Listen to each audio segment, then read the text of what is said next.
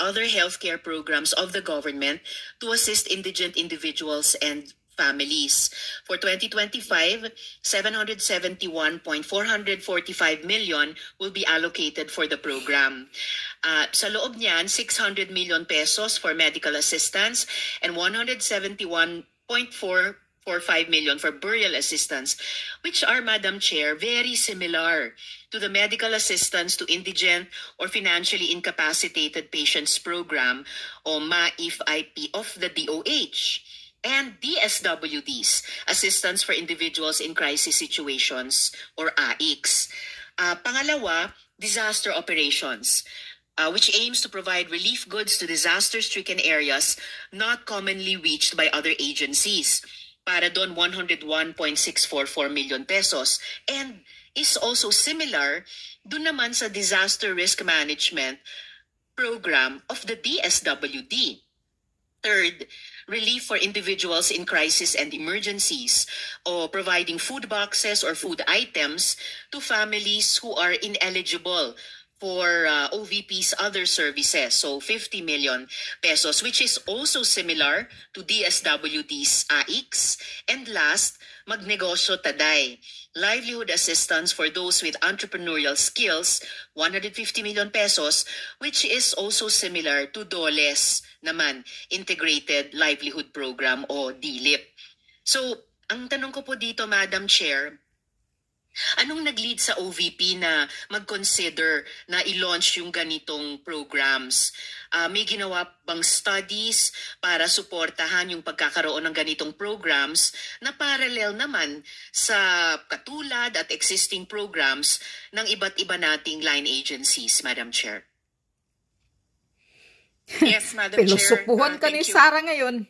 Noong ako po ay nangampanya, 3 lang po yung sinabi ko na plataforma. Una po, trabaho. Pangalawa po, edukasyon. At 3, mapayapang pamumuhay para sa ating mga mamamayan. Nung pumasok po kami sa Office of the Vice President, tiningnan po namin ang mga pinakamaraming requests ng ating mga kababayan. Una-una po, ang lagi po naming natatanggap na request ay medical and burial assistance.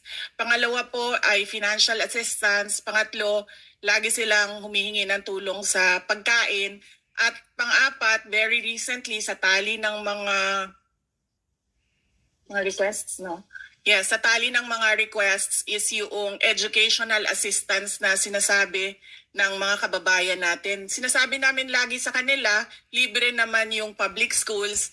Ngayon ay libre na rin yung higher educational institutions. Pero sinasabi nila nahihirapan kasi sila sa plete, nahihirapan sila sa pabaon ng mga bata at sa pagkain ng mga bata. Kaya meron kaming bago, ito yung educational assistance.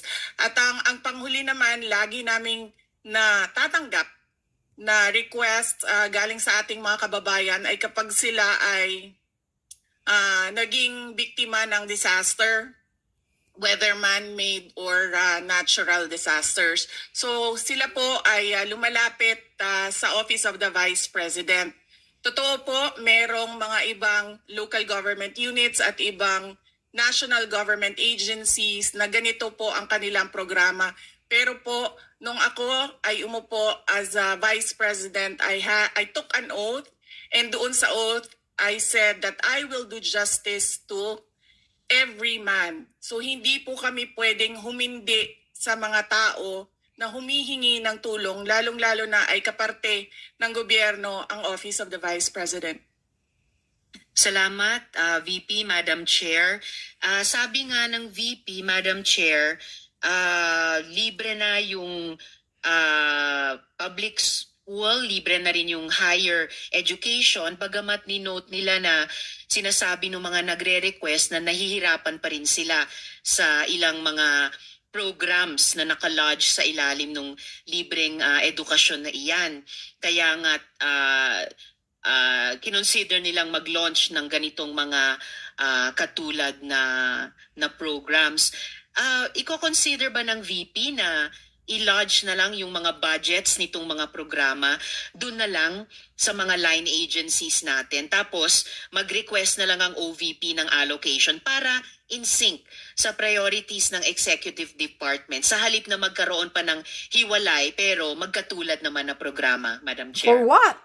Diskumpyaduhan mo si Madam Sara? Chair, we only submit the budget and we leave it to the discretion of all the members of Congress to decide on the budget. We can only propose a budget for the Office of the Vice President. Pero magbibigay po ako ng halimbawa kung ganun po ang gagawin natin. Tulad po ng AIX ng DSWD. Kapag meron po kaming nire-refer o binibigyan ng endorsement ng AIX sa DSWD, kadalasan po nasagot sa amin ay hindi pwede dahil galing yan sa Office of the Vice President at kalaban yan. Minsan po, totoo yan na pupolitika ang assistance para sa ating mga kababayan. Kaya po, uulitin ko, ang mga tao naman kasi hindi sila tumitingin sa politika. Tumitingin lang sila na itong opisina na ito ay opisina ng gobyerno at pwede kaming humingi ng tulong doon. And so I go back to the oath that I shall do justice to every man at kaya po kami nandito at kaya po kami merong mga ganito na mga projects sa Office of the Vice President. Hintayin nyo. Salamat VP, Madam Chair. Wini-welcome ko yung sinabi nila na titirahin kayo ni Sara. The discretion of the members of Congress.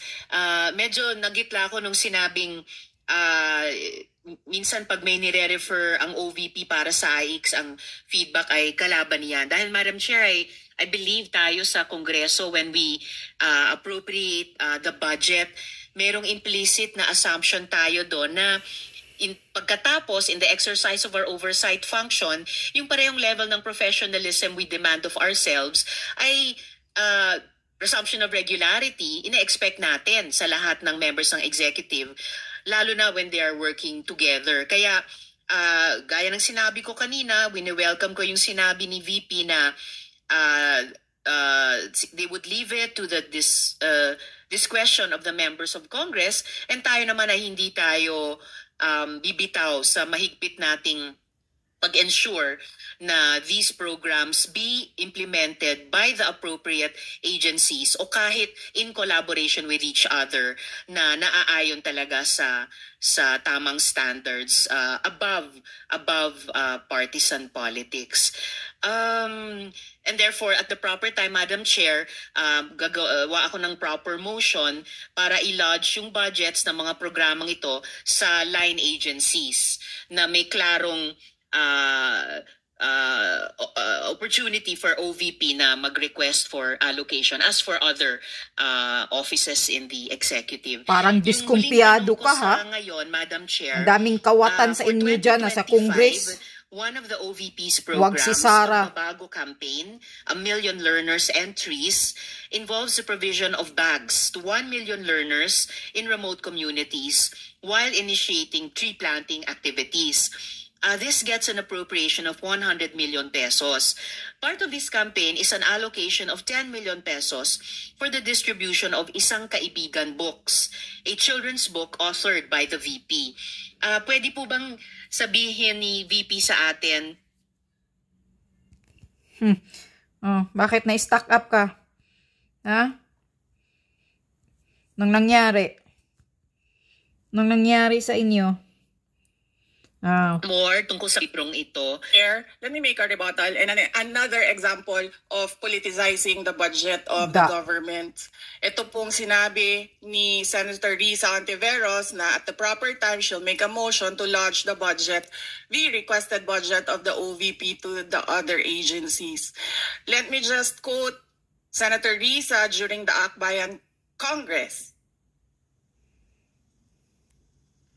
Titirahin kayo ni Sara. Alam ko po na ang daming kalat ni Duterte na hirap tayong linisin. Ang kadiliman noong panahon niya ay talaga namang nanuot sa ating lipunan para mansa na napakahirap tanggalin. At habang ang anak niya ay may kapangyarihan pa, hindi magiging madali ang ating laban. While VP Sara is in power, the threat of a full-blown Duterte comeback is still a very real and present danger. For one, they are supported by one major superpower, China. So that is an example of politicizing the budget of the government. Ano? Tama? May we request, Madam Chair, that Senator Risa Ontiveros repeat the last question. I will certainly, tatamaan ka talaga. Madam Chair, repeat my question dahil walang kinalaman sa kasasabi lang ng VP ngayon. Hintayin mo. Alam nating lahat na miyembro ng iba't ibang partido, yung speeches natin sa ating mga kamiyembro sa mga party congresses ay hiwalay na event. Dahil booking ka, na-booking ka sa paninira mo kay Sara. Sinabi ni VP na rebuttal iyan dahil halimbawa ito sa politicizing. In fact, wala akong tinanong tungkol sa China o kahit sino pa mang ibang bansa dito sa budget hearing na to. I am asking about yung national budget na ipapasa natin sa Kongreso para sa bansang Pilipinas sa taong 2025. Matatamaan talaga kayo. Tanong ko sa ngayon, before I make at the proper time, propose an amendment which may or may not be accepted by the chair and by the colleagues para nga mas i-align ang mga kaperahan natin, lalo na't masikip ang fiscal space natin dun sa mga appropriate programs sa appropriate agencies na malayang-malaya ang OVP makipag-partner sa kanila tulad ng sino pang opisina sa executive. Ang tanong ko po ay ilang mga libro ng isang kaibigan ay bibilihin at i-distribute at ano, if the VP could tell us more about the contents ng librong ito. Madam Chair. Tatamaan ka, pelusok po na si Sara ngayon, gigil na yan. Madam Chair, the book is not for sale. We only pay for the publication of the book. And we will send Senator Ontiveros a copy so that she will know what is the content of the book. This question is not only for me, Madam Chair, para sa mga kasama dito sa budget hearing. Baka ilang araw pa bago mapadala at mabasa ko, which I certainly will. But I am asking a question bilang isang mambabatas sa head of agency ng isang opisina sa executive dito sa budget hearing na to. Simpleng tanong. Tell us more about the book, isang kaibigan, at ilang kopya nito ang bibilihin ng gobyerno sa halagang 10 milyong piso at i-distribute sa kasama ng mga bags sa 1 million learners sa remote communities, Madam Chair. Madam Chair, this is an example of politicizing the budget hearing through the questions of a senator. Ang problema niya kasi, nakalagay yung pangalan ko doon sa libro. At yung libro na yan, ibibigay namin doon sa mga bata. At yung mga bata na yan, may mga magulang na boboto. At yung pangalan ko ay nagkalat doon sa kung saan man ibibigay yung libro. Madam Chair, we commit to send tomorrow everyone in this room a copy of the book. Ano? Madam Chair, hindi ko maintindihan yung sige, mag-away kayo. Ating resource person. It is a simple question. Paulit-ulit na this is politicizing. Ang VP ang nagbanggit ng salitang boboto. Wala akong sinabing boboto. I'm simply asking, hindi ko ma-imagine we're making so much trouble, so much fuss about a 10 million peso item na itinatanong ko lang simpleng, what is the book about? At ilang kopya ang bibilihin ng gobyerno sa halagang 10 milyong piso at i-distribute. I don't appreciate this kind of attitude, Madam Chair. Usually, ang resource persons natin ay nagbibigay ng parehong institutional courtesy sa legislature na ipinibigay natin sa executive. I don't appreciate this kind of attitude. Do you have Madam Chair? Yes, Madam Chair. Hindi ko rin maintindihan ang ugali ni Senator Risa Ontiveros. And I do not appreciate, ano yung sinabi niya? I do not appreciate this kind of behavior and attitude. Madam Chair, noong 2016, tumatakbo si Senator Risa Ontiveros na senator na ilang talo na siya. So, dalawa, Madam Chair. Okay, dalawa. Natatakot siya sa pangatlong talo niya, kaya Pumunta siya sa Davao. Humingi siya ng tulong. Tinulungan siya ng isang kagawad ng Davao na ngayon hindi na siya sinusuportahan. Humingi siya ng tulong sa akin, thinking na hindi mananalo si President Rodrigo Duterte. Kinausap niya ako ng kinausap doon sa law office ko sa Davao City. Hala? Sabi ko sa kanya, o sige, tutulungan kita. Chinika niya ako ng chinika. Tapos umalis siya. Siyempre, hindi naman siya tumutulong kay Pangulong Duterte. Hindi din totoo yung sinabi ko na tutulungan kita. Tinext niya ako.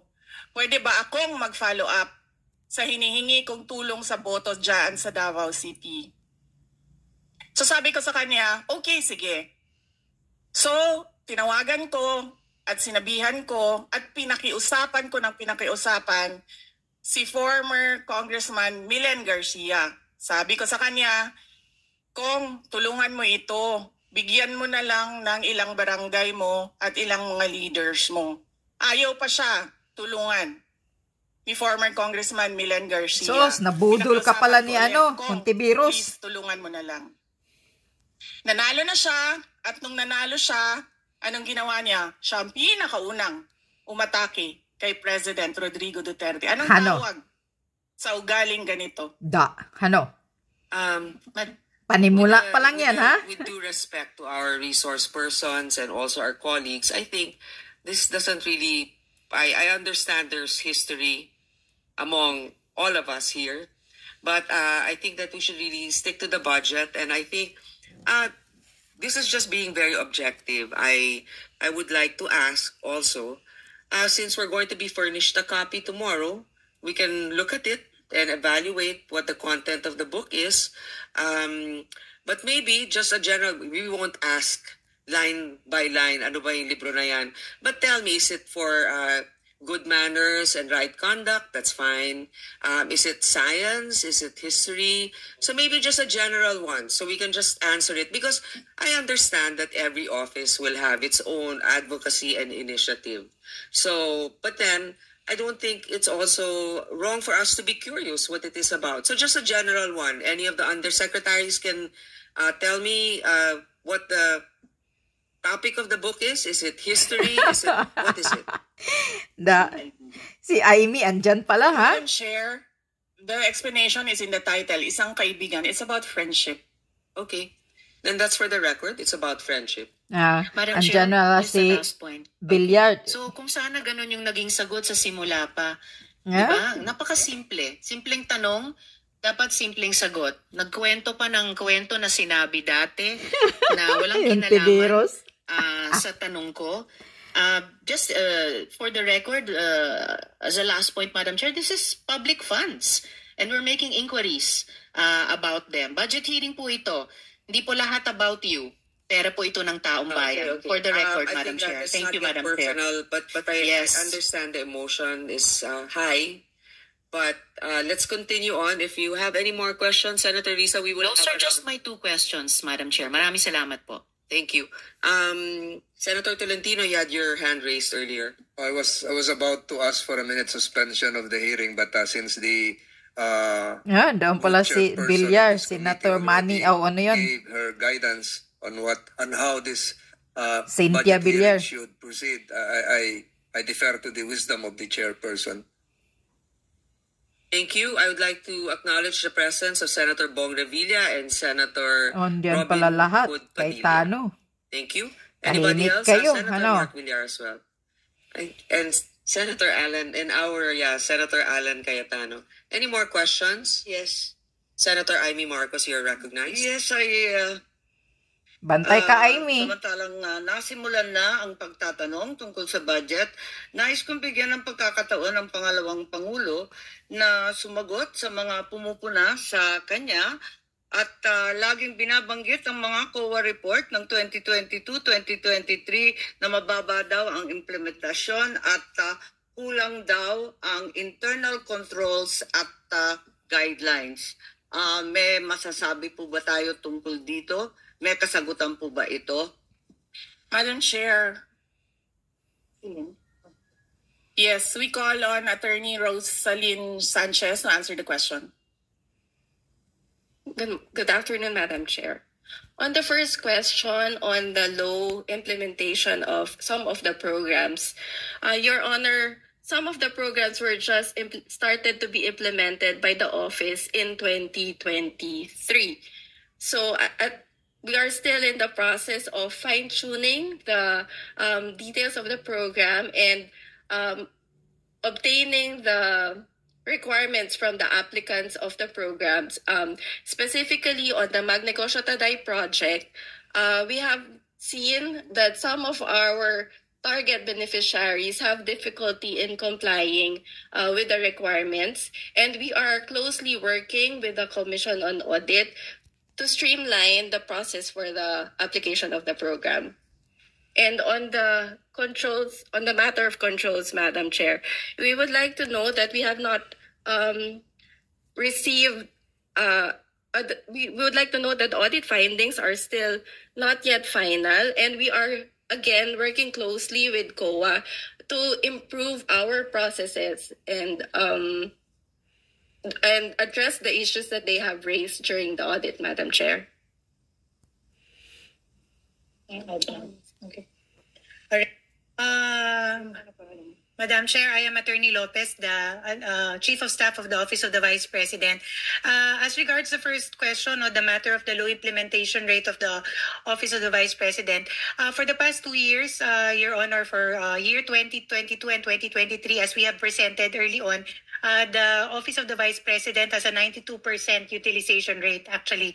But it is, as of now, as of June, July, the rate is stands at 40%, primarily because most of our programs are rolled out towards the second semester. Particularly, for example, the Pagbabago Bag in time for the opening of the school year, and also the launch of our Pansarap program, which we will also be launching upon school opening. So this is a big bulk of the budget of the Office of the Vice President. Hence, there is a low utilization rate. But at the end of the year, all of this, Madam Chair, as we have, as records will bear out, it will be around the 90 to 92% utilization rate. Yes, congratulations. So that therefore those who say that the same observations have been made by COA for the past 2 years are inaccurate and unaware of the actions already taken by the OVP. Is that correct? Ma'am, the matter of the low, it is correct as regards the matter of the first semester, because we really do have a low utilization rate for the past years as regards the first semester. But the towards repeated observation from COA is regards to the inadequate guidelines, processes, and the lack of internal control. Yun ang naulit ng 2 taon. Na isaayos na ba yan? Kasi nabanggit ni attorney na kausap na ninyo yung COA at ginagawa na ng guidelines na sapat.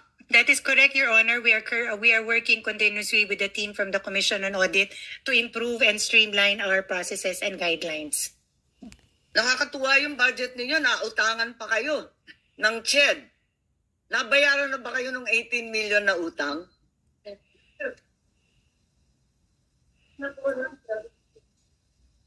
Your Honor, if I may answer the question. Yeah. Okay. Your Honor, it was partial liquidation by CHED from the time that we had our budget hearing last year until this year. But there is still a remaining amount of 1,993,500 pesos, Your Honor, out of the original 18 million. Hindi kayo nag-iisa. Ang CHED may utang din sa mga senador. Kaya't yun ang nakakatuwa sa CHED kung saan-saan napupunta yung pera. At wala na po akong tanong. Ang sasabihin ko lang, talagang hindi naman sa barangay lamang napupolitika yung ayuda, pati dito sa mga senador, pati sa ating pangalawang Pangulo. Senator Alan Cayetano is now recognized. Good afternoon, Madam Chair, Madam Vice President, magandang hapon po, and welcome to the Senate. Magandang tanghali. I'd like to note that this committee is ruled by the women and kaming mga men ay nasa sidelines lang. I'd also like to note that although as a senator, naintindihan ko si Senator Risa na siyempre mas gusto kong cordial yung sagutan. But we also have to take into context that this is both legislative and political. And there are attacks against the Vice President regardless saan nanggagaling. So, a little bit of latitude dahil we want kakampi man o kalaban to feel welcome. But I agree with Senator Risa naman na, how do we make it more cordial? No? So, Madam Vice President, may I ask just one question? Actually, two eh. One, nag-lunch na po ba kayo? And, yes, Senator Cayetano, nag-lunch na po ako. And I'm very cordial when it comes to international diplomatic relations. Gusto nyo i-discuss natin yung West Philippine Sea. Yes. But hindi kasi ako plastic na tao. No, I agree with you, ma'am. That's why nga sinasabi ko po na hindi lang to legislative, political din. That's why you should be given the latitude to answer in the way that you feel it could be properly answered, di ba? So kaya ko lang tinanong kung nag-lunch kayo kasi in the first 2 years, I know that you got a very warm welcome sa Senate. So I'm hoping sa budget hearing it doesn't change, no? I remember ang daming pumunta sa lunch noon. So my question lang, ma'am, is what can we do for the Office of the Vice President? Meron bang ni-request sa DBM na wala sa budget niyo so that we can consider it at the proper time? No, we are already okay with the approved budget from the Department of Budget. The approved proposed budget in the NEP from the Department of Budget and Management. And we leave it up to members of Congress to decide on the budget. Thank you.